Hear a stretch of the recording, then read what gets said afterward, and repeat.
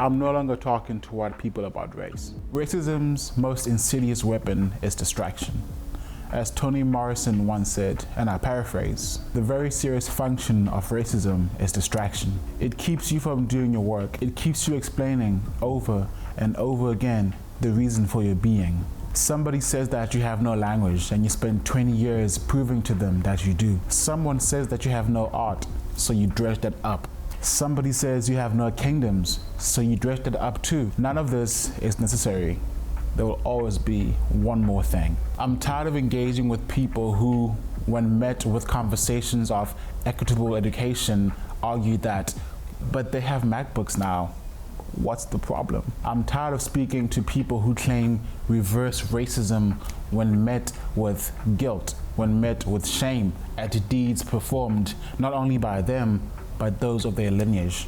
Claims fed and fueled by the fear of a black planet. Newton's first law states that an object in motion will continue in motion unless acted upon by external force. Racism is the same. Racism has structures and systems which perpetuate it forward, and unless we act upon it, it won't slow down. But this doesn't mean that I have to engage with every person that comes to me with their own take on race. It's tiring. You don't need to travel far into the city to find monuments dedicated to the remembrance of slavery and other ills which plague this country till this day. I'm saving myself. I'm no longer engaging. It's mostly not worth it. And this is not for everyone. There are those few people who are willing to hear, who are willing to roll their sleeves up and get to work and make real change. Those people, I have room for.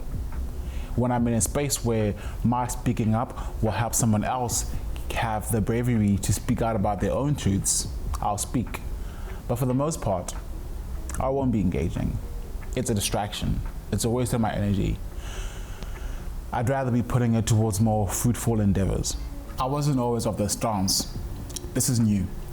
This came about after I read the book Why I'm No Longer Talking to White People About Race by Renée Edolage. And in this book, she speaks on how even in the most seemingly welcoming spaces, like feminist movement spaces, she was still met with conversations about her skin color. Even when she brought about the conversation of how these spaces do not fit people like hers, it wasn't taken seriously. And that's often the case.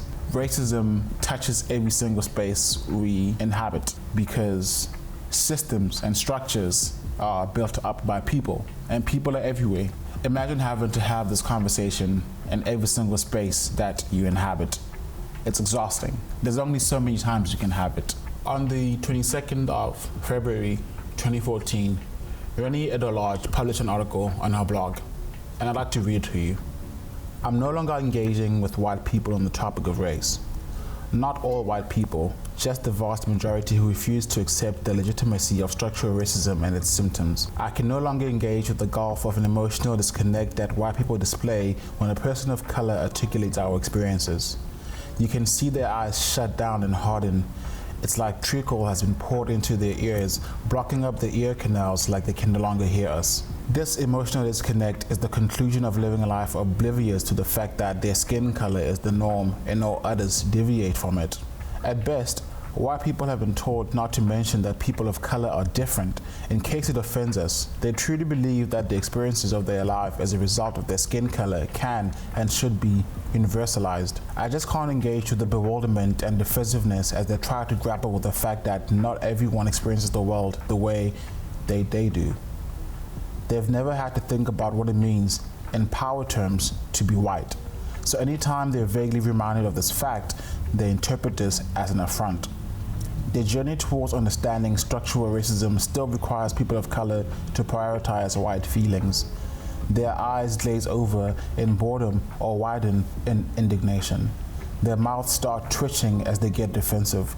Their throats open up as they try to interrupt, itching to talk over you but not really listen, because they need to let you know that you've got it wrong. If you've been on the fence, wondering whether or not you should be engaging, take this as a vote to not. Yes, we need to actively speak on these issues, but you don't have to be a martyr You don't need to take on every single conversation at the sake of your sanity and energies. It's exhausting.